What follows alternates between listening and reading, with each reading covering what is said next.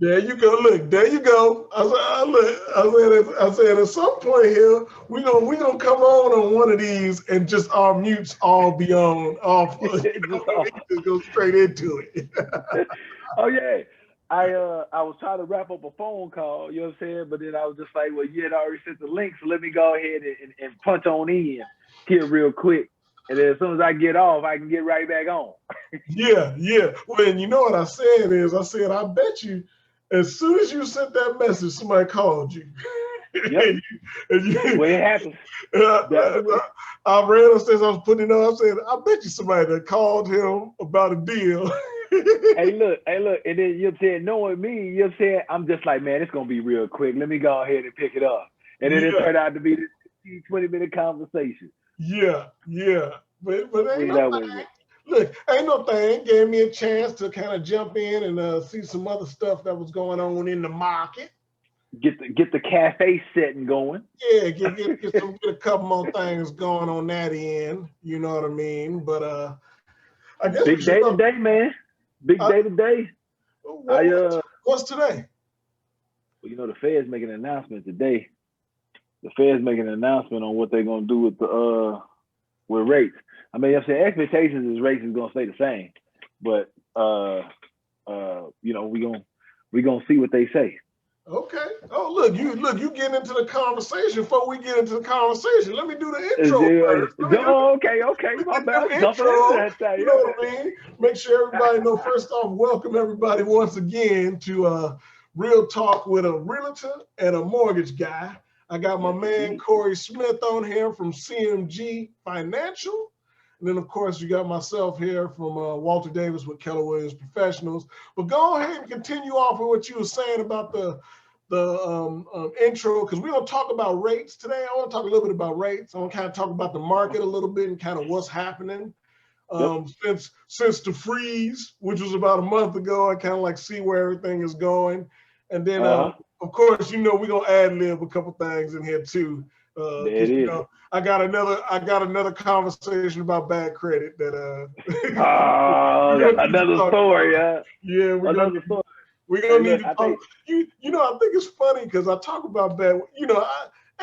Again, like I said, the last one, I'm not trying to beat nobody up on bad credit, but Right. I'm trying to almost give them a The a motivation. quiet slap in the face. You know what I mean? To say, look, let's fix this because Right. there's so much more to the world that you could Yes. have by Yep. having better credit. You know what I mean? You don't gotta have 800 credit, but you Right. can get you 650s, 680s. You know what I mean? And Yep.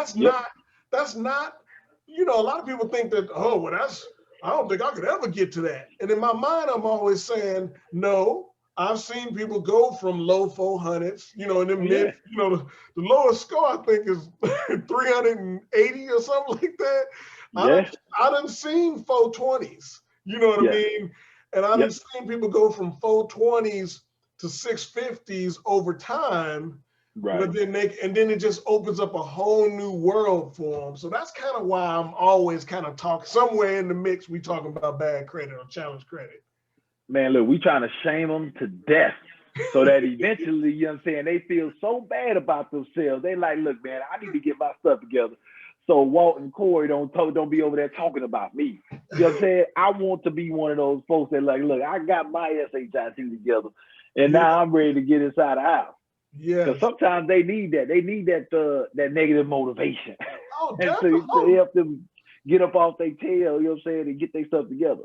Yeah, yeah, and there's nothing wrong with that. Sometimes, you don't know what you don't know, right? Right. And There you go. if you've inherited bad credit just through the bad behaviors from when you were younger, and you The just habits. kind of get in, like you said that one time, you get into that cycle Yep. of continually kind of professing bad credit, bad behaviors, bad decisions on financial stuff.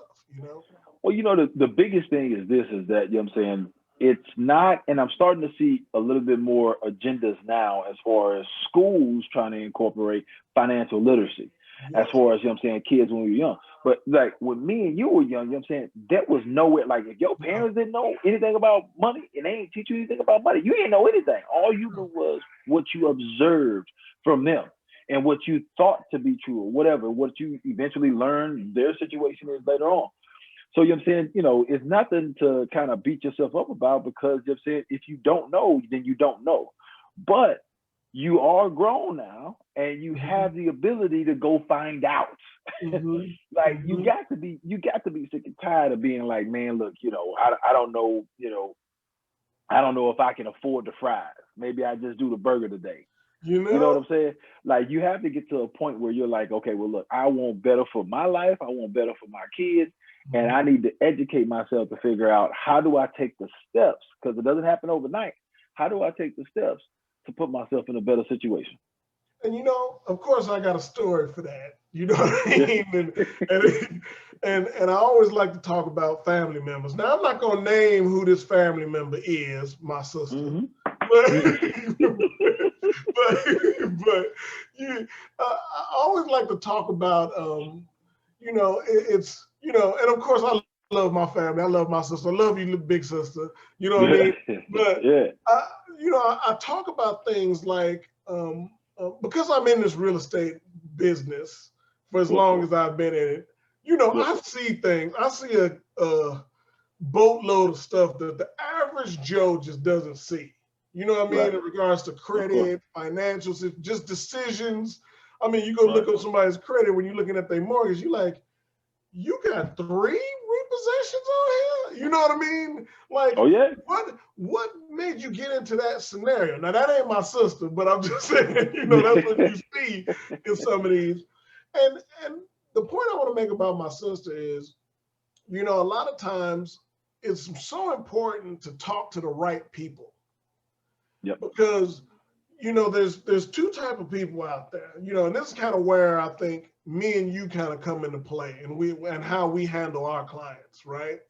Is, you know, there's the people that in this business that are out to make money. You know, they're out there to just do their thing, you know. And I'm not dogging them for it. I'm just saying they're not going to spend that extra time, that extra minute or 2. They're not going to search out that extra program. They're not going to give you that extra little bit of education to say, and in some cases, they're not going to tell you, hey, maybe you should wait. You know what I'm saying? I can qualify you now, but really, if you wait another 2-3 months, we can move your score up a little bit higher and get you into an even better position where maybe I get you a better rate or a better situation, a better house or whatever it is.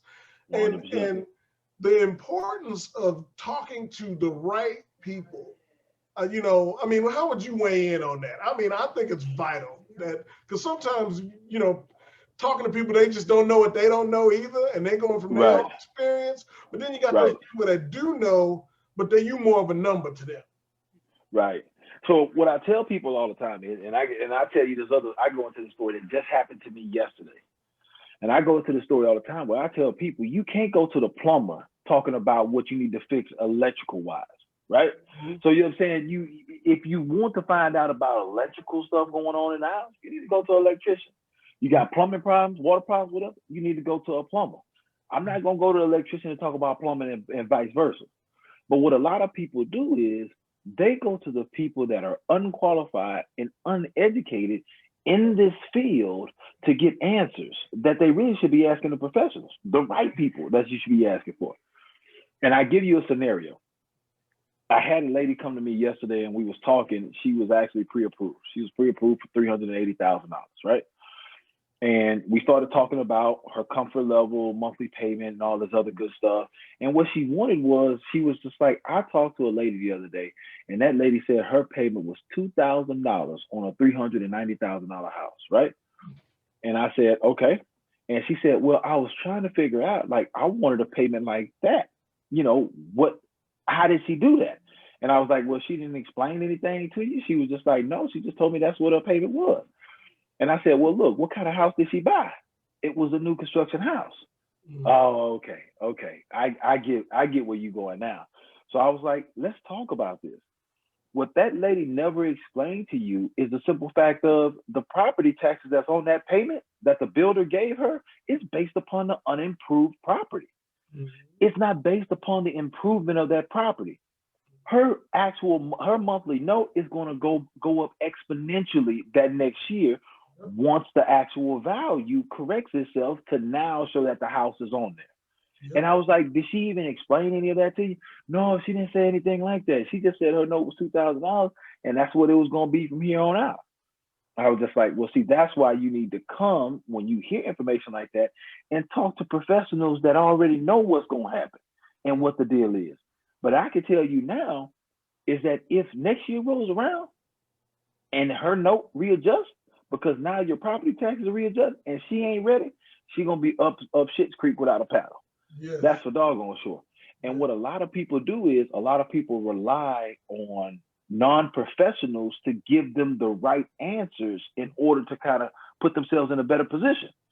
And a lot of people talk to loved ones or whatever the case may be, and it's not that they're trying to lead you astray or trying to give you bad information on purpose. It's just that this industry changes so much, and if you haven't been in it in a while or you're not in it on a day-to-day basis, you could easily put somebody down the wrong path to screw themselves. Yeah. I'm with you on that. You know, and the thing I always like to say, even to go into that, because that's the first thing I thought of when you said that. I said to myself, I said, well, either it's unimproved tax or it's just principal and interest. You know what I mean? And it ain't the full note. But again, that's what I mean about having somebody that's going to tell you the truth and tell you how it is. I'd rather them say, hey, look, this year it's going to be $2,000. Right. Because of its own unimproved tax. But if I was to give you an estimate based off of next year's taxes when it adjusts, it'll be $2,500 or whatever it is. You know what I'm saying? Right. At least then you know. And you know, that's why we kind of get the rap that we get sometimes, is that, you know, people be like, hey, you know, I worked with an agent and, you know, he put me in his house and then he told me I didn't need an inspection and the roof fell in like 2 months later and I had to pay for that new roof. And I'm saying to myself, who recommended you to do that? You know what I'm saying? Right. You know, I mean, at the end of the day, it's your choice, but you know what I'm saying. Right. You know. Oh yeah. And it happens so many times on so many different scenarios where you're saying people are just giving bad information, and regardless if it's intentional or unintentional. And this is the other thing too. I don't think a lot of people will say it, but people be lying. Yeah. People, you know what I'm saying? It ain't really no way to cut it. It ain't really no way to kind of sugarcoat it. It's just people be lying, man. You know what I'm saying? So you think, you know what I'm saying, they didn't actually purchase this, you know, $500,000 house, you know what I'm saying, and only put down $2. You know what I'm saying? It's just like, come on, man. Like let's talk about this. Like, what's the reality of that situation? Yes. And you know, but people take what other people say face value. Like that's 100% the truth. And not everybody's lying in their situation, but you have to take stuff people say with a grain of salt. You know what I'm saying? Yeah. And I know you see situations where I always think, you know, like when you think about why they lying, right? Right. Is you know, if it's a personal friend, they boosting their house. I mean, you got to think about that. They boosting it to say, I'm only paying $2,000. But but when you say, okay, show me the note, and then they're gonna be like, well, let me show you the, you know, and they gotta explain it because it's really showing $2,700. But you know, they didn't estimate it down to 2,000 instead of estimating up to 3,000, because in their mind they thinking judgment, you know, whatever that you know, they say, oh, you gonna think I'm paying too much money for this, so they, you know. And then the flip side with professionals that do it, which I think is just a no. You know, people come to you for confidence, and people come to you to give them the information, and as the professionals do it because they're fearful in many cases that you're gonna back out the deal if you know the truth. You know, you know, I tell people all the time. I had a client just the other day. We was talking, and then you laugh at this, and I said, okay, what type of house you looking at? They're like, Walter, I want to spend about $200 to $250. Right. So you know my next question is always, right? Well, how much you want to pay a month? Because I've been doing this long enough. Right. Anybody can give me a number. You know what I mean? Right. Because that's kind of how we trained watching HGTV and all those Yep. things. They look at 250, 300. Right. They look at what they want it to look like based off TV in some cases, Oh yeah. right? Oh yeah. But then they come back to me and they say, well, I only want to pay $1,200 a month. And I'm like, well, that's not a $250,000 house. You know what I mean? That ain't happening. I said, unless, I give them the options. I say, unless you putting a stack of money down. Let me ask the next question, which is how much money you putting down? Because if you're putting down 100,000 and bringing that down to 150, well, maybe that is a $1,200 note. You see what I'm saying? Right. But a lot of people don't want to ask that second question because they think that in some way it's challenging that person, or they think that in some way it makes them say, well, oh, that's too expensive. I'm not going to get what I want. The first thing I always say to everybody is, we're going to find whatever house you want within your budget. It might be a little more difficult. It might be a little more challenging based on what's happening in the market. Yeah. But at the end of the day, we're going to find the right house in the right neighborhood for the right price in your budget. You know what I mean? That fits. Yep. Now you got to understand perspective. Okay. We're not going to get the $500,000 house look, you know what I mean, with chandeliers, crystal chandeliers, and you know what I'm saying? And we only try to spend $175,000. Right. Exactly. We can get a beautiful house with all the main needs, and then what we need to do is let's boost this up. Let me hook you up with one of my interior designers. They come through and kind of give you some tidbits on how to make this house feel like you wanted to on HGTV, which will bring some property value. And then down the road, we sell it and get you in your $500,000. You know what I mean? It. That's it. That's the way to do it. And then, you know what I'm saying, especially when you talk about, you know what I'm saying, which people don't think about, if you talk about going conventional and doing something like that, you build an equity within your property.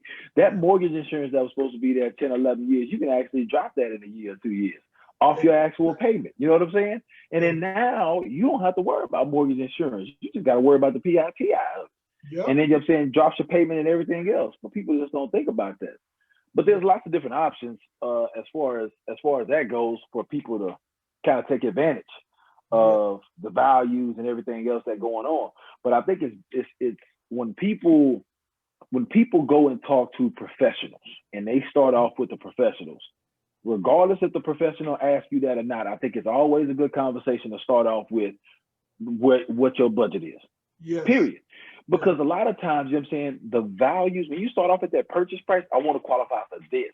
A lot of that stuff be skewed. I can tell you right now, 90% of the time, that stuff is skewed because now you thinking $300,000. Oh, I want to qualify for $300,000. Oh, okay. Well, do you want over a $2,000 note? No, my budget is like $1,400. I'm capped at $1,400. Well, then we need to be going down. Yes. Let's go down there. Yes. So we might as well start off with what your monthly budget is. Yes. Because you know what I'm saying, the purchase price don't matter. Let's work from that budget. Well, you know what I like to tell people, old school, back when percentages were 7 and 8%, you know what I mean? We used to always use what we call the 1% factor, right? If your note is your principal PITI is going to be 1% of the cost of your house. Now it don't mesh up as well with when interest rates are where they are right now. Oh, where they're right. Yes. But it still gives you a good gauge. It gives you something to come in with. Whereas if you say, hey, all right, I want my note to be $1,700 or less, I know I'm gonna be in the 170 to 200, 225 realm. And I just really need to work with now the professional to figure out what parameters puts me in that play. You see what I'm saying? But at least then you don't come in at 300, 350. Right.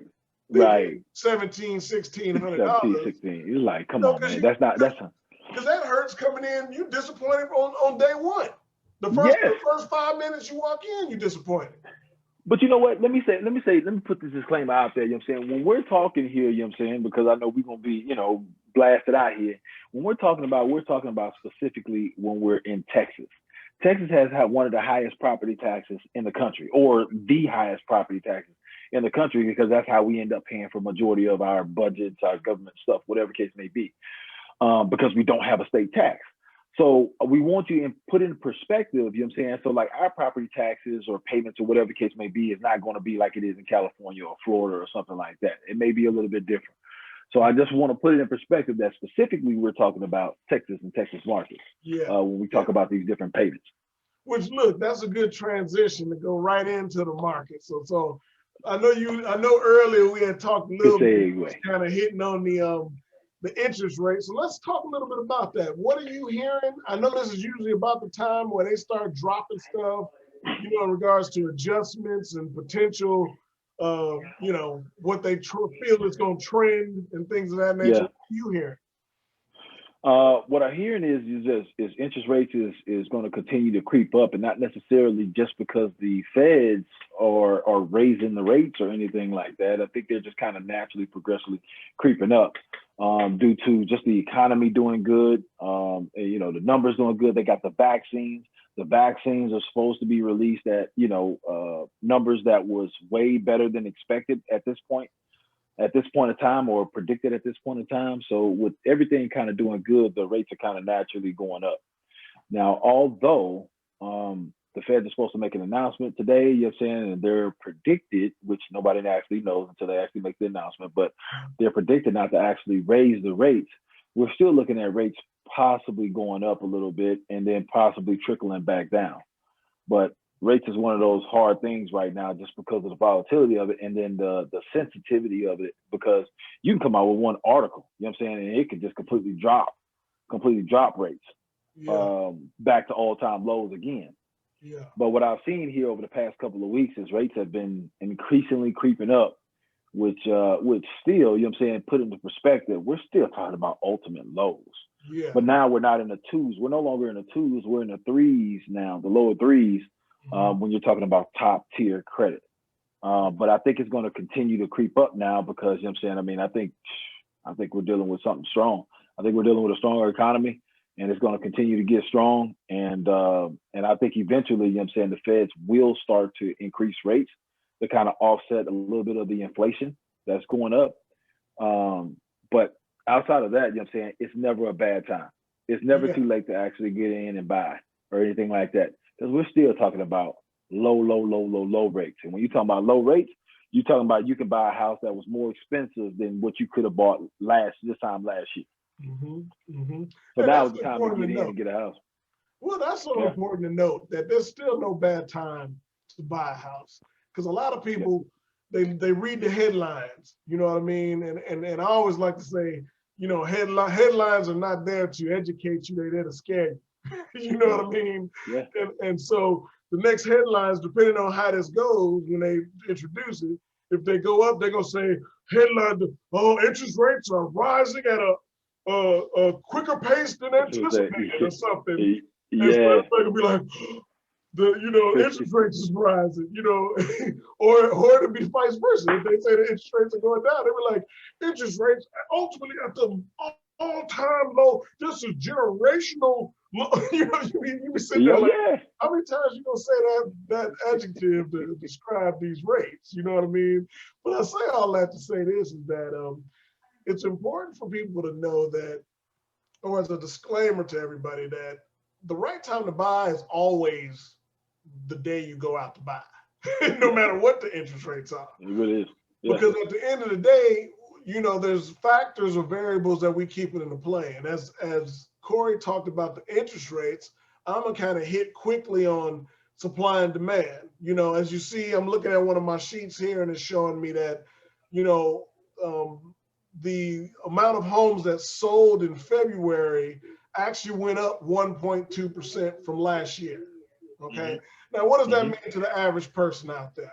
What that means is, one, that we sold more homes this February than we sold last February.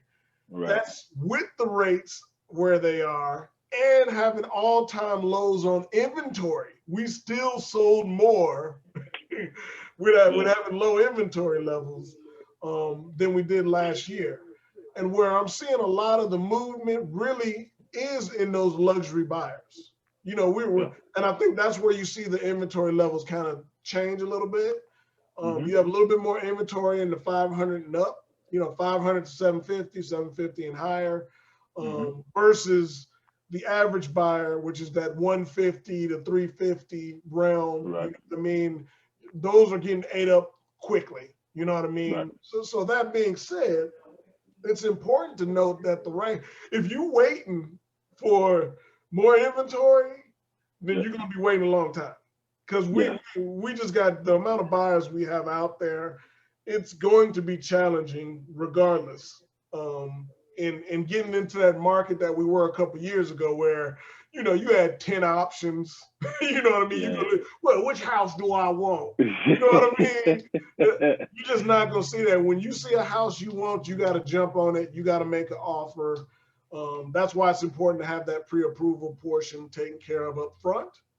But then the other thing I've hit on that I think is important is the mindset. Like you said, if you come into this thinking you want a $300,000 house, a $350,000 house, and then we do the pre-qualification, pre-approval, and find out, well, you said you want your note to be $1,500, so that really is a $200,000 house.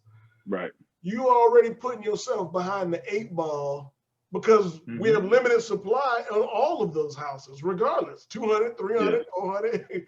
So you already kind of slowing down your process. You know what I mean? Oh, yeah.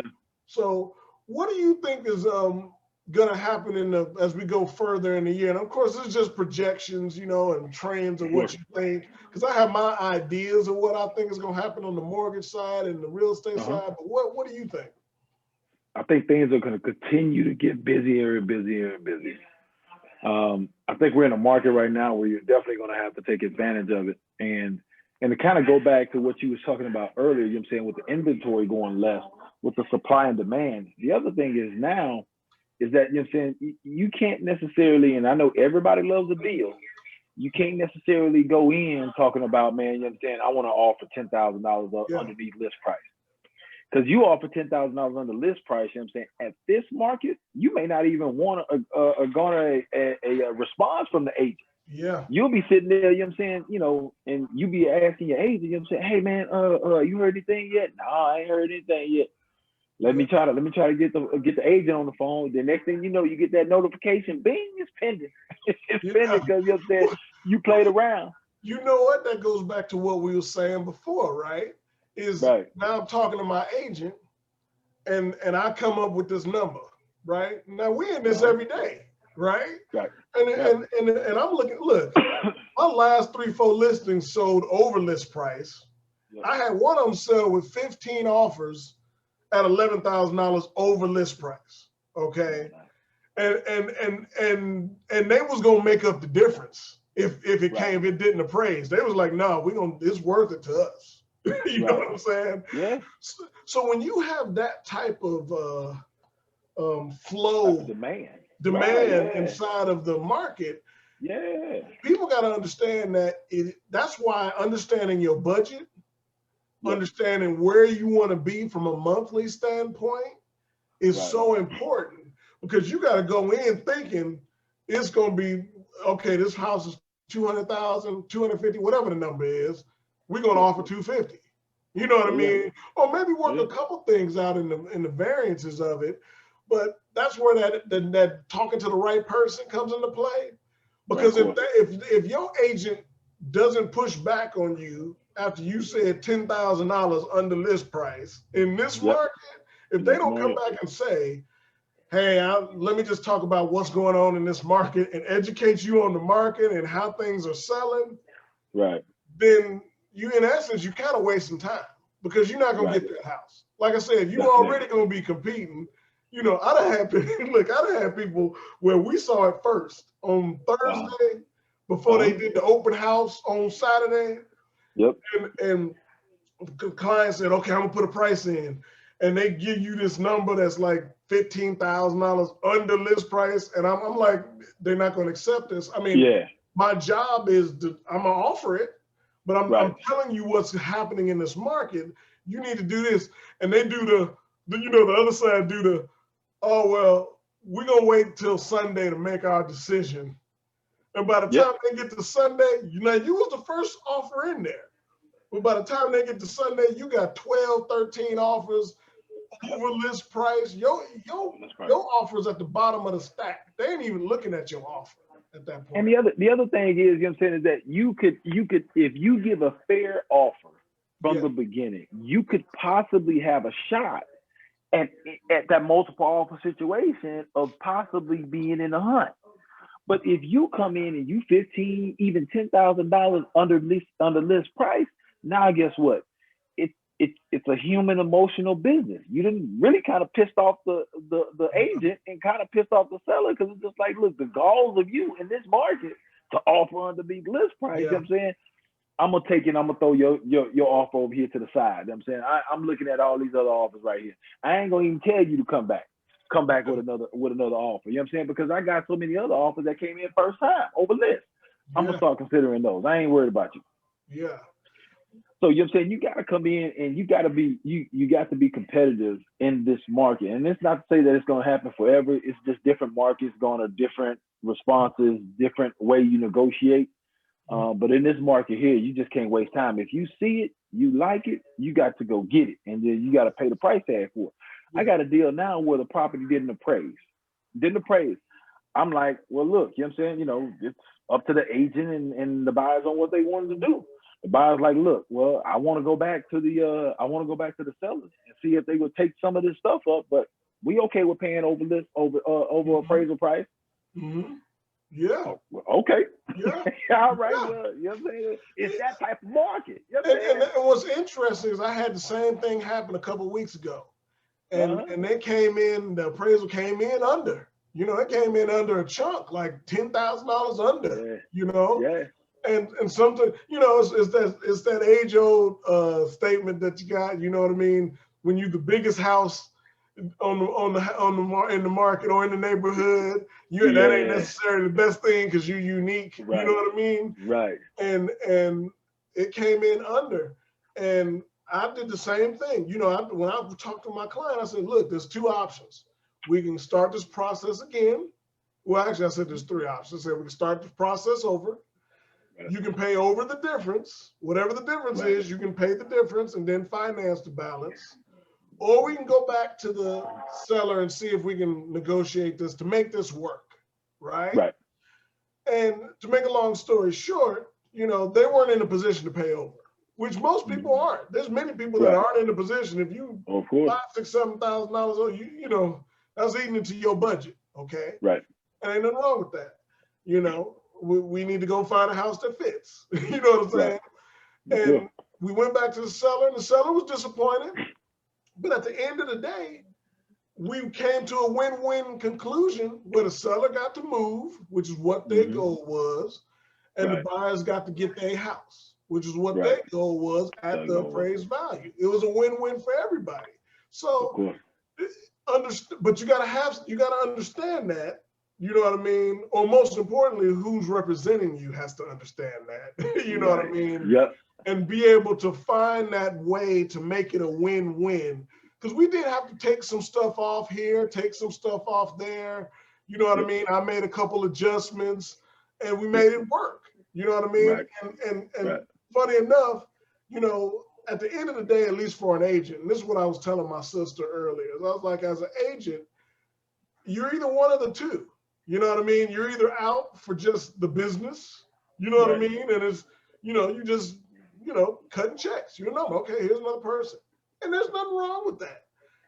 Or like myself, I'm about people. I care for people. So I really want to do my best to make it work for them. Because at the end of the day, if I make it work for them, they're going to come back to me later on down the road and say, Walter, they're going to appreciate what I did for them. Right. You know what I mean? And vice versa. You know what I mean? Does that make sense? And I think it's important to find that agent that does what you do, which is actually fight for your clients. You know what I mean? So like it's several different times, you know what I'm saying? I have, I work with, different realtors and stuff like that. And sometimes you deal with those realtors as just kind of like a welcome mat. You know what I'm saying?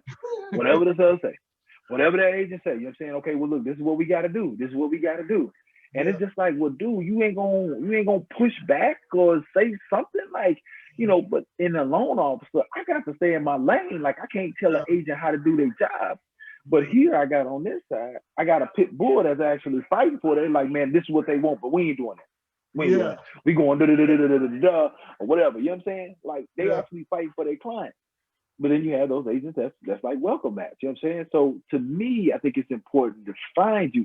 And it's the same thing. Like if you go into a courtroom, you wouldn't want to go in the courtroom with the timid lawyer that's just like, but I don't think he did it, Judge. You know what I'm saying? Like you want that pit bull that's gonna be fighting for you. And I think in most respects, you want the same thing as the agent, because an agent could actually help save you thousands and thousands of dollars. Yes. One way or the other, they can help save you thousands of dollars, or they can have you giving up the whole kitchen sink just because they scared to say no to the sellers and to the listing agent. Well, and I think, like you said, and like I said earlier, that comes down to that fear. You know what I mean? Yeah. And in reality, because I've been doing this as long as I've been doing this, I'm a firm believer that fear. We don't got time for fear in this business, right? Right. Things are what they are. Like, and you're either going to agree with it or you're not going to agree with it, right? So if I come and say, hey, your house is priced at $250, and I say, hey, my client wants to put an offer in for $248, you know what I mean? Right. And we want to close in 30 days, blah, blah, blah, blah, blah. That's just black and white. Either you agree with it or you don't.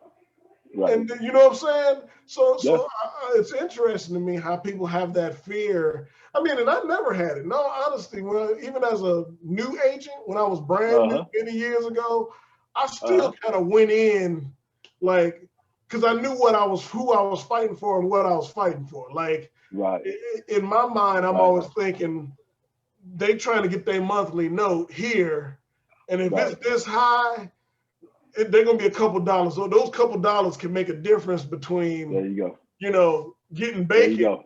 You know what I mean? Or not having bacon for breakfast. You know what I'm saying? Right. Just having eggs. You know what I'm saying? And look, that's a different mindset when you think like that, because you're thinking from the perspective of, look, this $1 or $2 makes a big difference. Yeah. But then you got the welcome mat agent that's just like, well, look, just don't go out to eat one time a month or whatever. You know what I'm saying? Yeah. Just don't go out to eat. You'll save that money. You know what I'm saying? It's not a big deal. It'll be okay. That's the agent that's gonna get you railroaded. Man, I had one contract come to me, though, and I'm literally looking at this contract. Like, this agent serious? I'm like, dude, this I ain't talking about no builder contract, because builders like different level type stuff. Yeah. I'm talking about a regular contract, and the sellers pay for nothing, not even title policy. Wow. And I'm sitting there looking at this. I'm like, they ain't getting no seller contribution. They ain't paying for title. They got to pay for survey too. Yeah. And like, I'm sitting there like, well, all right. Go ahead and put it into the system. Well, all right, man. Okay. Well, you did them injustice. Hey, look, I stay in my lane. I ain't got nothing to say to it. And that's so true. I done seen some of those come on. And that's what's funny when you think about it too. Even from an agent to agent, like I'm on the other side, right? And I get that contract. Yep. I'm representing the seller. I'm not gonna call you back and be like, hey, my seller's willing to pay the title policy. Right. You know what I mean? Right. I'd rather you come and ask me for everything. You know what I mean? And then let's negotiate it out. Let's work out. Okay, they're willing to give you this. Are you willing to take care of yourself? Or if I understand the scenario, if I come in and I'm contract number 7, I already know I got to come in guns blazing. You know what I'm saying? But I done had that conversation with my buyer. Like, you know what I'm saying? Like, I done had the conversation, said, hey, these are the things I would strongly recommend that we don't even, not compensate for. That, title policy or whatever it is. Right. But if we do, the cost is about this that you're saving, but understand that might put you under a contract that isn't asking for it, or that is asking for it, vice versa. So really it comes down to just continually educating that buyer, and that's what I like about when you talk to buyers about mortgage, because I get some of my clients come back to me after the fact, and they be like, man, Corey, Corey, they got all kind of names, they nicknames for you, everything. They're like, oh, Corey was cool. He told me everything. I got everything right. Because, I call them, usually I get a hold of them after they reach out to you. Yeah. And I just appreciate that, and that's what a good agents try and do. We try and find people that are similar to us in regards to style, in regards to someone that's going to be straight up with the client, that's going to give them the information they need to know to make. We ain't going to make the decision for them, but we're going to give them enough information where they can make a good, solid decision based off that information. There you go. So, yeah, you probably got. I said, I always think it's funny talking to people, after they talk to you. Yeah, and you probably got Chris a lot. You know what I'm saying? I don't know where they come from this stuff. Hey, Chris. I'm like, no, my name is Corey, but that's okay. That's okay. I done got Chris a lot. You know what I'm saying? Don't worry about it. So they probably call, I talked to Chris. You know what I'm saying? He da. I get that a lot. I don't know where they get that from. I guess I just sound like a Chris or something. But you know what I'm saying? My biggest thing is that, you know what I'm saying, this is a tedious and can be sometimes stressful process when you going through and purchasing a home, and it's a lot of information. This ain't like going down to the dealership purchasing a car for $10,000. This is 6 figures that we about to put into a piece of property and lend you the money on. So you know what I'm saying, it's going to be way more stringent than it is just to go down there and then lie on the application and get a car. There's going to be way more than that. And I feel like, you know what I'm saying, from a customer service standpoint, the more transparent you are, the easier it is to build trust with your clients. And then, you know what I'm saying, you could just kind of build from there and then just give them the information that they need to be transparent.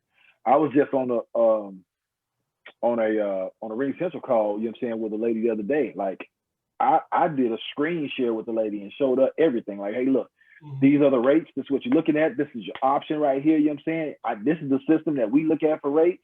This is what your options right here, where you want to lock at. This is what it's going to cost, so on and so forth. And then I feel like people can sleep better because they realize the options are what they are, and you're not just blowing smoke or trying to screw over. And from that perspective, it becomes a lot more enjoyable experience because you feel like, you know what I'm saying, somebody can't come to you and tell you, oh, well, this, and this, because you're like, oh, no, I saw it. I saw it with my own eyes. Like, I don't care what you're talking about. Like, I saw it. It ain't just going off of what he said. And they can feel comfortable about the process and not have, buyer's remorse about a decision that was made in order to get the property. What would you say is the, let me kind of switch channels a little bit here. Yep. You know what I mean? What would you say is the most difficult part about being the loan officer for the client? And then I also want to talk about the stages of the application a little bit to kind of give them some detail on, okay, you go into the app, they fill out the app online. Where does it go next?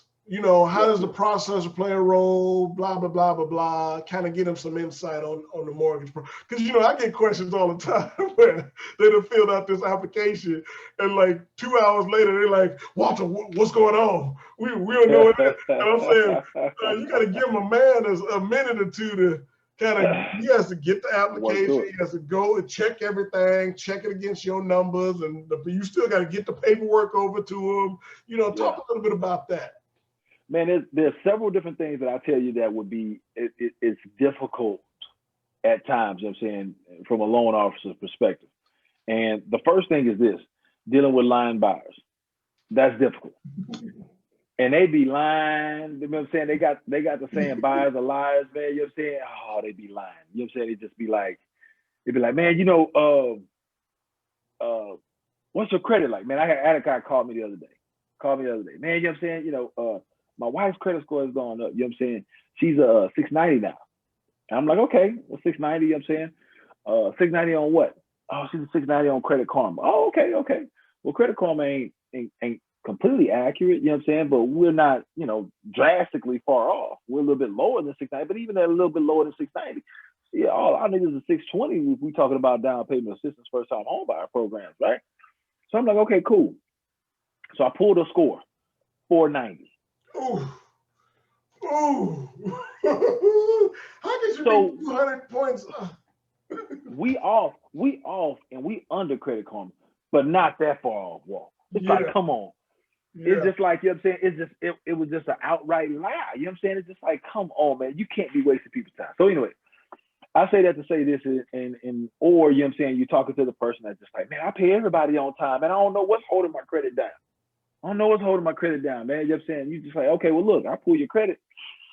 Man, you was late on your damn credit card payment last month and the month before that. Oh, yeah, that's right. That's right. Oh, yeah, I forget. Yeah, I was. You know what I'm saying? But see, what had happened was, you know what I'm saying? Like, I don't care about what happened. You told me you wasn't late. You was paying everything on time. You ain't understand why your credit score was low. So anyway, so you know what I'm saying? I can go on and on about examples of just people just lying, just outright lying, unnecessarily. Like, you wasting everybody's time if you just out here lying. Yeah, That's one. Because in some sense, if you told us where you were from the get, Yeah, we're going into it in a different way. We're going in, right. if you say, hey, my credit is not that great, you know what I mean? You might not know it's a 490, but you know it's not a 690. Okay. Right. And let me know when you pull it, and then let me know what we need to do. Because now we can pull it and say, our whole mindset is different. We can say, okay, look, here's some of the things that you need to take care of. We can put it in the machine and it'll show us exactly, okay, this is where it's going what you need to do. You know what I mean? Right. This is what it's going to take X amount of time for this to clear up. 6 months, 3 months. Now, we don't know, but, you know, until we look at it. It could be whatever. Perspective-wise, it gives a different approach versus we thinking you're about to get, now we got to let you down because you ain't nowhere near. And we got to give you a plan, which you wasn't working off that plan, your regular plan. So now, you know, it makes a bad situation worse. But go ahead. It becomes this thing where, you know what I'm saying, you take the time out to do the plan, and then for looking at some people credit, it boils back to that mindset thing, right? You know what I'm saying? So like, I'm here to help you if you're willing to help yourself. But you know what I'm saying, if you're in a mindset where, you know what I'm saying, you don't care about credit, you know what I'm saying, you just trying to find out what it is. We go through this long, detailed conversation. I tell you exactly what you need to do, and you're going to go out there and be late on another payment again next month. And you've already decided in your head that, you know what I'm saying, man, I ain't going to worry about just getting a house. I'll just be a renter for the rest of my life. Then what are we really doing? Like, why are you really wasting people's time? You know what I'm saying, if you ain't trying to do better than where you at now. Mm-hmm. But from most people's perspective, you know what I'm saying, you could actually be able to talk to them. And if they're honest about their situation, a lot of times, you know what I'm saying, you could be able to guide them, you know what I'm saying, without even having to take a look at their credit and guide them in the right direction and tell them exactly what to do. And then go from there. But enough of beating up on liars. You know what I'm saying? So then the secondary thing is that, you know what I'm saying, trying to treat the other tough thing is, you know what I'm saying, trying to treat every client as if they're the only client. Yeah. Because, you know what I'm saying, to go back to what you said, you know what I'm saying, it was one of those things where if somebody fills out an application now, they're looking to kind of get an answer by tomorrow morning or even later that afternoon or something like that. Mm-hmm. And a lot of times, you know what I'm saying, we juggle a whole bunch of things because we got files in process that we're working on. We have other people that apply before you. We got other things, conditions and stuff coming on files and so on and so forth. We have a lot of things going on, so we may not be able to drastically just kind of drop everything and get to a client's file that fast. So then, you know what I'm saying, they'll follow up and be like, hey, what's going on? Da, da, da, da. And then when you tell them, okay, well, look, I hadn't had the opportunity to get to your file just as of yet, but I will be able to get there. You know what I'm saying? And a lot of times they that annoys them a little bit when it actually shouldn't. Yeah. Hold on a second. I lost my call. Okay, there we go. I had a little notification pops up. So that's another little thing, you know what I'm saying, that gets a little difficult at times to deal with. And then the last thing I would say, because I could probably rant and rave about, you know what I'm saying, a whole bunch of frustrating stuff. But the last thing is, you know what I'm saying, trying to fight people to get what we need in order to get them approved. You know, here's a list of documents that we need. I got a gentleman now that has a regular bank account with Bank of America, and he's telling me that he can't get bank statements. Bank of America don't do bank statements. I'm like, are you? But Chip said it's one of those things where you have to catch yourself, and then you have to be like, okay, well, how do I word this nicely? Yes. Get your lying ass off my phone. Bank of America don't have banks. Like, come on, like, stop it. You know what I'm saying? Like, look, you can play these games if you want to. There's no way around it. You know what I'm saying? Yes. You have to produce the bank statement. There's no way that you're going to send me a legit screenshot of the app of the summary page and expect to actually buy a house. Yeah. It's just not going to happen.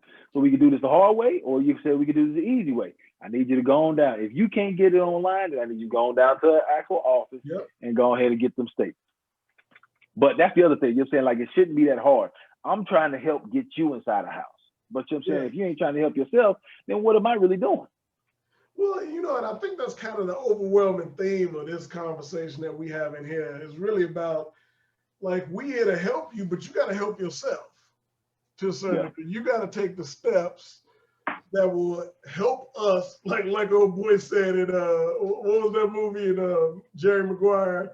Help me help you. You know, you got to kind of take some steps in order to get it done as well. Okay. Oh yeah. Okay. So last thing, I'm just kind of keep this short here on this one here. But last thing, tell me, when you think about, we was going to talk about the process. So I think a lot of people have confusion on, like, literally kind of like how their file kind of goes through the process. Because, you know, of course, me doing this and being a former mortgage person myself, you know, I understand how vital the processor is. I understand the back office. I understand the underwriter and how they, you know, I always tell clients in a way, you know, that we need all the documents that can tell the story to how your financial history is, so that the underwriter can read it and be like, yep, and sign off on it, because it's clear. When it ain't when there's questions there, they're gonna always come back and ask more questions. But you know, talk a little bit about the processor, kind of like what they do. I know you got a team, so you be you know, you big time over there. You know what I mean? So I'm little time, man. I'm little time. You know, so talk about the processor. Talk about kind of like what factor, how the underwriter plays a role, and kind of what's the time frame in each of these little sections. You know what I mean? Gotcha. So a lot of people don't understand, you know what I'm saying, that a lot of the process is actually waiting game. So, you know what I'm saying, like, once you get the ball rolling and you start to hear certain things or feel certain things, there's a lot of waiting that goes on throughout the period. And a lot of people just think, okay, well, look, nothing's going on with my file. Well, yeah, it is. But you know what I'm saying, we're just waiting on certain things to come in before we can move to the next milestone.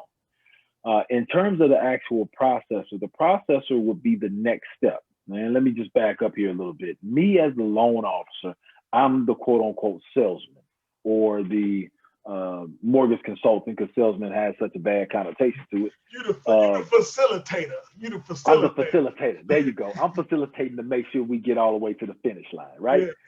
Yeah. And I'm the person that's actually the front of the actual whole machine. You know what I'm saying? I'm the one that's talking to people, structuring everything, making sure that you get all the documentation and stuff that we need to us so that we can move on to the next step. The next step, which is processing, we don't get there until you go under contract. When you go under contract, then we move to the next step. And when I talk about going under contract, I'm talking about you finding the property, agreeing to terms, you signing off on that document, on that contract document, and the seller signing off as well. Mm-hmm. That is an executed contract. Now it's time to get the title company involved. Now it's time to get the processor involved. And what the processor does is the processor preps the file with all this stuff that's needed inside the file, just to be able to send it to an underwriter to review and sign off on. And when I talk about everything, I'm talking about verifications of everything, you know what I'm saying? Like verifications of your employment, verifications of your income. We got verifications that you actually file tax returns. We got verification that you don't owe the IRS anything. We got verifications of your background a little bit, not criminal background or anything like that, but we're doing a little bit of public search just to make sure you ain't filed a Chapter 13 bankruptcy last year that's not pulled up on your credit report. We're doing a report to make sure that you're not related to the actual seller and y'all got some kind of fraudulent stuff going on. So you know what I'm saying? All that stuff is what the processor actually pulls. They pull in title information. I mean, they're pulling reports and stuff from everywhere, from all several different places to put this file together to make sure this is a lendable file that we can actually, and there's no issues, and we can actually be able to smoothly go through. Now, once they put everything together, they put all that stuff inside the system and then they submit it to the underwriter. The underwriter essentially what looks at the file and says, okay, well, this is good, that's good, everything is good, I approve of this file, I sign off on it. I just want to make sure that the system has not, the underwriter, make sure that the system has not been manipulated and that what is actually in the system and the system has given approval on is actually what it is. It's the reality of the situation. That's what the underwriter is there to kind of verify and make sure. Now, once the underwriter reviews that for the first time, they're going to issue what's called a conditional approval. And what that means is it's going to be, they look over the file, everything looks good, you are approved with these conditions. A lot of people get scared about that. They're like, oh my God, what conditions? What could it be? You know what I mean? Like, why couldn't it just be straight approved? Well, it's normal to have a conditional approval because there's usually certain other things that take a little bit longer that we're waiting on. It could be transcripts. It could be the appraisal, which the appraisal is a big thing. It could be anything that we're waiting on. But meantime, in between time, we're going to start trying to knock down some of these conditions so that it's not so heavy on the backside. So once they actually issue that conditional approval, they're going to actually tell us what those conditions are.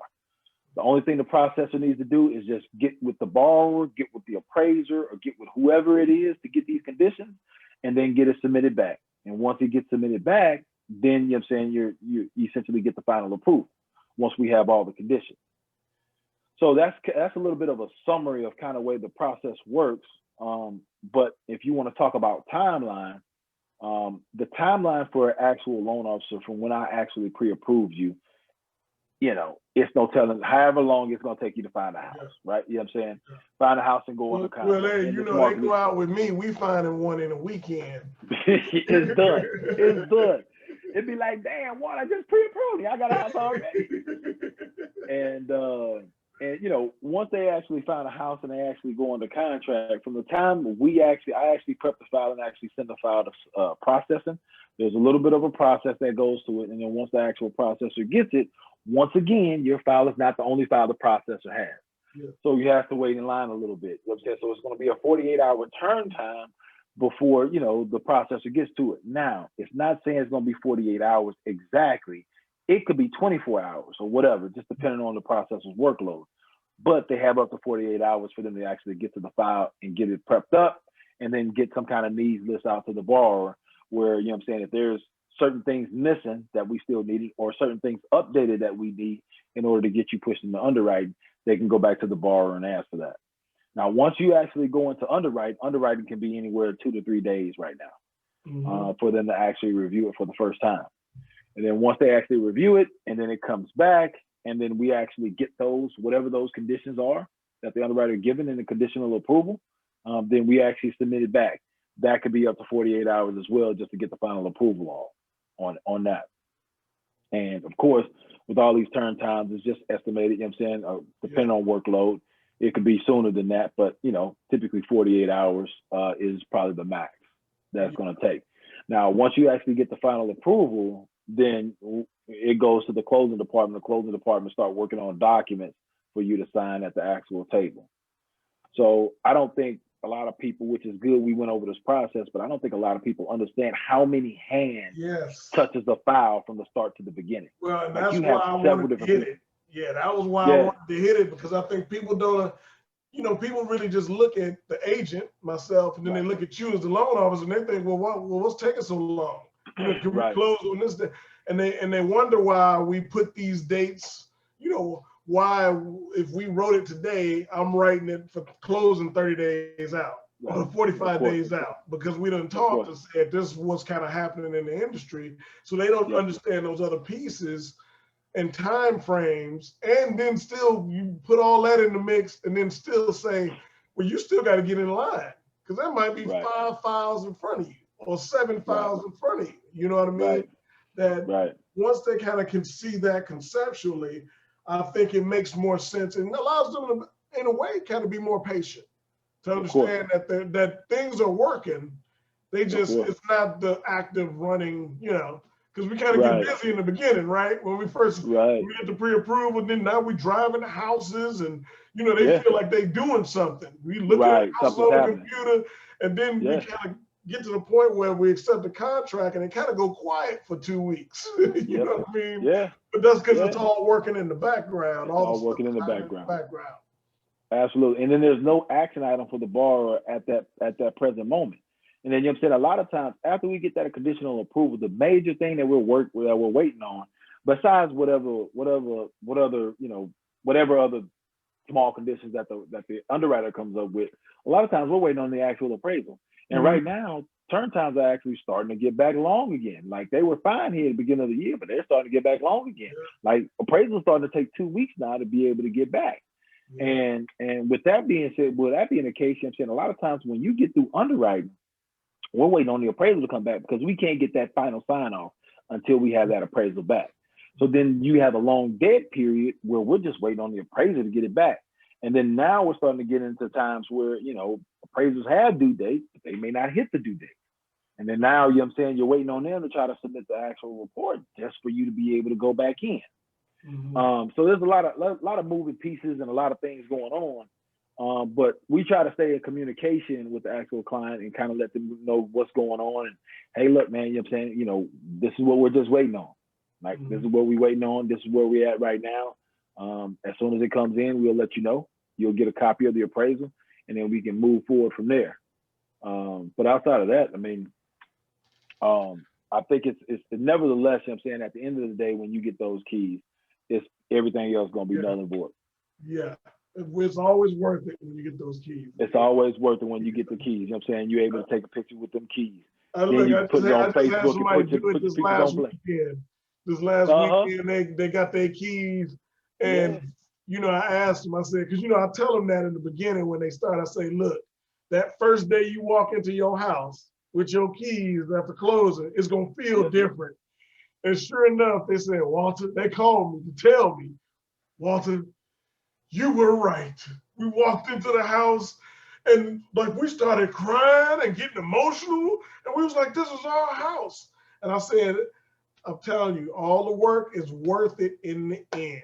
When you get your keys, it's worth it. When you get out of that rental and move into a house and it's yours, it's worth it. You know what I mean?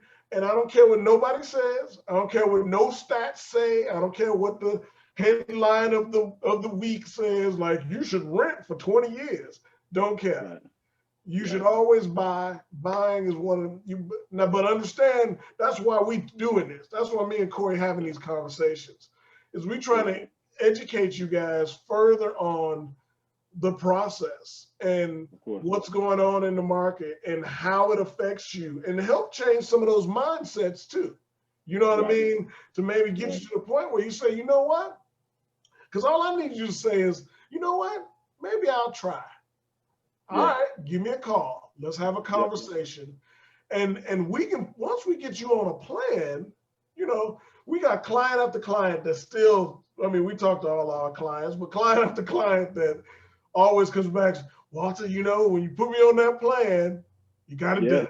You know, and you and Corey got it. That's what we're trying to do for you guys out there that's watching this and listening to this, or your friend might have sent this to you and shared it with you or something. Right. Just trying to get you to understand that you can own a house, but you got to do some of the work.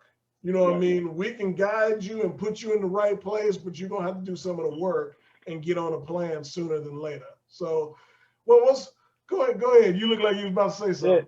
I was gonna say, you know what I'm saying, the most beautiful thing is, you know what I'm saying, and we got a few clients together, but you know what I'm saying, we got one client that actually, you know what I'm saying, you know, it was so much of gratification once she actually was able to make it a closing. But you know what I'm saying, majority of the thing was she did exactly what we told her to do. And then you know what I'm saying, it was a whole, what was it, a year and a half? Yeah, and look, I quoted the other day, I was talking to her the other day because I was checking on her. And I said, because she had referred somebody to us, which, by the way, I'll be sending them over to you shortly. But Uh-huh. she said, I said, yeah, I said, you know, when we got on that plan, it was 2 years. She said, nope, Walter, 3 years. We was on there for 3 years. And you got it, but you told me what to do. And when Yeah. and when we finally got it together, we made it work. She said, I don't know nobody that would have stayed with us that long to get it done. Man, look, and then posted what looked like a article testimonial on social media, you know what I'm saying? And then tag both of us, man, you know what I'm saying? And like you said, you know what I'm saying, called and talked to us, you know what I'm saying? And it's always a good feeling when you actually build not just a client, relationship, but you actually build somewhat of a friendship. Because through this process, we're talking to himself at different times, you know what I'm saying? And you just don't want it to be business all the time. Like, you get involved a little bit, you know what I'm saying? How the family doing, how the husband doing, you know what I'm saying? Liking the house, da da da da. And kind of, you get involved, but I just kind of like that from a perspective of it just makes for a more enjoyable experience. Yes. And we love those testimonials and those experiences where people enjoy it so much and they work so hard to get there. Yes. And then to accomplish that goal, you know what I'm saying? Like the feeling that they have, the tears, all that other stuff, man, you know what I'm saying? It's no better business in the world to be in when, you get to witness something like that. Oh, and I just love what you said, the accomplishment. I did a post because that's so true. Because sometimes people are in a position where they want it, but they don't know how to get it, Right. And when you put the plan together, you like that overwhelming accomplishment that I put a plan together, I got my credit right, I put my financials in order, and now I'm a homeowner. I mean, it's just, it's that's why I do this. You know what I mean? Right. And don't get me wrong, I get paid to do this. I work and I get paid just like you do. But overwhelmingly, I love that part about this business probably more than anything else. Is just seeing them have that accomplishment and that joy of being a homeowner. Yeah. It's a good feeling for sure. And then, you know what I'm saying, to for a major milestone like that, you know what I'm saying, to be accomplished and to be a part of it, man, it's no better feeling in the world. Unless we win a championship or something, then maybe, you know what I'm saying. but outside of that, you know what I'm saying, it just makes you feel good, you know what I'm saying, to help people do the milestone. And it feels better when people actually help themselves up climb that ladder. You know what I'm saying? Or we're actually there to guide them, but you know what I'm saying, they help themselves, and then we're able to kind of carry them across the finish line. Yes, yes. Well, as you know, we talked about a lot of stuff. We're gonna close this off. We done talked about interest rate hikes and the change, and we talked about kind of what's going on in the market. Of course, we touched on bad credit, like we always do. Got to. We always talk about fixing your credit, changing your credit, changing your lifestyle. You know what I mean? Because I'm a believer that if you fix your credit, you can change your lifestyle. Literally. I mean, of course. I don't think people understand that to some degree, or they don't understand. No, because like I said before, people live with bad credit. But of course, if you have good credit, you can do so much more. You can do so much more. And then we talked about the importance of guidance and kind of what we do and kind of how we can help people, or just a professional in general, and going to the right person. Right. And then I think one of my favorite parts today is you really breaking down the process from processor to underwriter, kind of gave them some insight. What's some last words you want to put on there today? I mean, at the end of the day, now is the time to get in and buy. There's never a chance, you know what I'm saying? There's never a chance where a boat is going to pass you by. Now is the time to jump in and purchase a home. There's nothing cool and nothing fantastic about burning money on rent, paying somebody else's mortgage. No. So, you know what I'm saying? Don't waste any more time and any more money paying somebody else's mortgage. Start taking the steps now. Even if you can't buy right now, you know what I'm saying? Take the steps right now to actually be able to put yourself in a position where 6 months or 8 months down the line, you're actually able to purchase a house. I promise you 20 years from now, you know what I'm saying, when it's time to retire and you have this nest egg built up of equity built up in the house, you know what I'm saying, you'll thank yourself for it. Yep. And I'd only add to say, like you said, when is the best time to buy a house? Right now. But if you're not in a position to buy a house right now, the best time to get started on buying a house is right now. Because I don't think you lose by getting started. You know what I mean? If anything, worst case scenario, let's say hypothetically you get to the end, at least you got a plan and you figure out, oh, my credit went, and you end up getting transferred out to Delaware or somewhere. You can go buy a house in Delaware. You know what I mean? Oh yeah. It's more expensive, but we ain't go that. but you can go buy a house somewhere else. But the most important thing is to get started. That is the most important thing. I don't care where you are in regards to your credit or your financials, is you got to get started to even know where to go. You know what I mean? The only way you can move on start a journey is by taking the first step. And first step is making a phone call. So make sure you read the notes. Of course, we love if you like this, link it, like it, share it. Of course, we love any comments. We're gonna do another Q&A probably next week, because we got a lot of good results from the last Q&A we did. They asked a lot of questions. So I steadily get more questions. So we're gonna do another Q&A. If for y'all that hear this one, if you want to be participating in it, you can go right here in the notes, put in your questions, or you can catch me on Instagram. I'm gonna do a post. You can go to Walter is my luxury agent.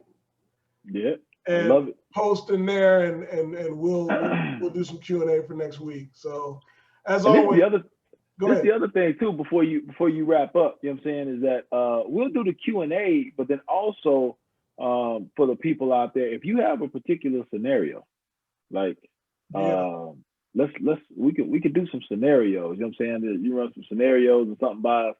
Let us take a look at it, you know what I'm saying, and I don't know how specific we can get as far as you know, the different scenarios, but we can lead you in the right direction, because there's a lot of people out there that have these scenarios where they've actually shot themselves in the foot. They think they don't actually have a chance, but they actually do, and they can be ready now. So you know what I'm saying, for those people that feel a little bit more comfortable, if they can get an answer ahead of time before going through with the process, which they shouldn't want to go through the process first, but if it makes them feel more comfortable to submit something anonymous, you know what I'm saying? Yeah. And then let us address it and let us go over it, then do that as well. That's good. That's good. We're gonna do that because, you know, we can spend some time on scenarios. We have there fun we go. Plenty of them. Well, hey, as always, boss, it's good talking to you. Tell the family and everybody I said hey. And I got my vaccine shot the other day. Oh, you did? So I'm vaccinated. Hey, so the question is, are you gonna walk around with no mask on? Oh, no. I will still have a mask on. Look, I'm two. What you talking about? I got two of them. I'll put 2 K95s on. Let me put 2 of these bad boys on. You know, I think what's funny about, you know, vaccinations and all that is that you know, it's funny when I got vaccinated, I got the Johnson & Johnson one, which is the one shot. Okay. That's what they had there at the time. And you know, I was nervous, like everybody. I was nervous, like, you know, and even right afterwards, because this was just 2 days ago. So even right after, I still was kind of like, the next day I was kind of like, look, you know how you be sitting there trying to feel, do I feel any different? Right. You know, and the funny part about it is really all I had was a sore arm. My arm was sore, you know. Okay. And you know, when I was younger, when we was younger, you know, we took vaccinations for all kind of stuff, right? And I kind of put this in the perspective of the flu shot, even though I don't do the flu shot as much as I probably should, because the effectiveness is only 30-something%, right? Right. With this, not, you know, like I said, this ain't political. This is just me talking, right? I think for me, you know, when I did it, I had to think about it and look at the odds, right? Like, you know, what's the alternative? Like, we got to get out of this at some point. You know what I mean? Oh yeah. But I got to be somewhat protected at some point too, because we just don't know. Well, you know, and the thing that probably got me on the Johnson & Johnson is it's more of a traditional vaccine, what they used to do. Yeah. You know what I mean? So it's not necessarily new. I told you I done read enough papers where I could be a scientist on this stuff. I'm like, you know how they do armchair quarterbacks. I'm an armchair scientist. I'll be reading the pamphlets like, you know what I'm saying? Hey, look, but Johnson & Johnson has been around for a while, and we've trusted them with several different, like everybody that had Johnson & Johnson baby powder. You know what I'm saying? When they was young and babies and all this other good stuff. Lotion, Johnson & Johnson, lotion everything. Yeah. Baby oil, you know what I'm saying? The whole nine. You know what I'm saying? Everything's always been Johnson & Johnson. So, I'm like Plies, you know what I'm saying? Why wouldn't you trust them? Why wouldn't you trust them on the vaccine or trust them on everything else up to this point? You know what I'm saying? And then you know what I said to myself? I said, well, I cannot, but and the opportunity raised, so I was like, all right, I'm gonna go ahead and do it. And look, but I'm gonna tell you something. I'm gonna keep this quick and let you get off, because we're talking about vaccines. This will get political when we start talking about vaccines. Oh yeah. Is I looked at the amount of Black people that started to get it. Yep. And that probably helped me kind of make my decision. And there's no right or wrong decision. Everybody can do what they want to do. But that kind of made me say, okay, TD Jakes got it. You know what I mean? What's his name got it from Oprah Winfrey got it. You know what I'm saying? You start thinking of people that we look at that's on this status. On the grand scale, right. And I said, okay. I said, well, if I can put this in the mindset of the flu shot, where it's really just them putting something in, then I'm good. But look, I tell you what, I was up in there, I had mask on. I almost had me one of them gas masks. I've been walking in there like old boy from Batman. Yes, I'm here for my... I'm here for my shot. I'm here for my shot. Look, one last thing. I got a little nervous when she put me in an office by myself. Hey, what's gonna happen in here? She came in quick. She said, "Okay, here we go." Look, it was like literally like 45 seconds. I sat down. She kind of talked. 45 seconds. Within 45 seconds, she gave me the shot. She said, "Okay, I need you to sit outside for about 15 minutes because we just want to make sure we're observing everybody, make sure there ain't no reaction." Right. I sat out there for 30 minutes. We gonna be safe. We gonna make sure it ain't no reaction. 30 minutes. We can 30 minutes. We can go back. Look, I had a book.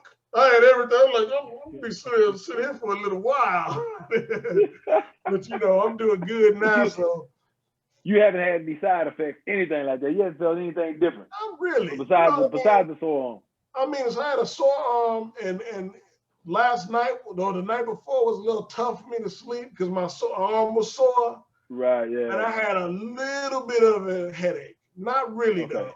Like I could feel a little bit of headache, but that could have just been my contacts. You know what I mean? that could have been anything. Or that could have been me manifesting it because I done read all these journals that said this is what you're supposed to have. Because like I said, I was like, oh, it just feels like a regular shot to me. You know what I mean? So, so we're going to decide. We'll see. We're going to decide what we're going to do. Yeah, we'll see. Like I said, I think that at the end of the day, we got to get to the back end of this. Yep. And now they starting to test on the children. They starting to test on the young ones under 11 to 17. Oh, really? Just started theirs. Yeah. So that and then because you always got to think about it. If all the adults get vaccinated, theoretically, right? There's no one to host the virus, so where's the virus eventually going to go to? It's going to start to go to kids because they're the only host. So they got to do it, but And then now, you know what I'm saying, for the people out there to know, you know what I'm saying, like, what was your process in order to get signed up to be able to take the shot? I got that's why I'm telling my clients to hook up. I got to hook up everywhere. But I got a link that of course I could send it to you because I had to go into Houston to get it done. I had to go to a place in Houston, but there's also a place by the office that you can go to too. Yeah. But I had to go on their list. Right. And then on the link I had to fill out their stuff And what happens is this Johnson & Johnson is making it more, I wouldn't be surprised by the end of the week, it's opened up for all adults in the next week. Right, I got you. Because the Johnson & Johnson has now added more quantity. You know what I'm saying? It's moving so fast. So my wife got called. She was on that for about 2 weeks, week and a half. Okay. She said, "Did you get called yet?" I said, "No, I forgot to get on the thing." And so I literally said, I put myself in the system. I want to say it was Thursday.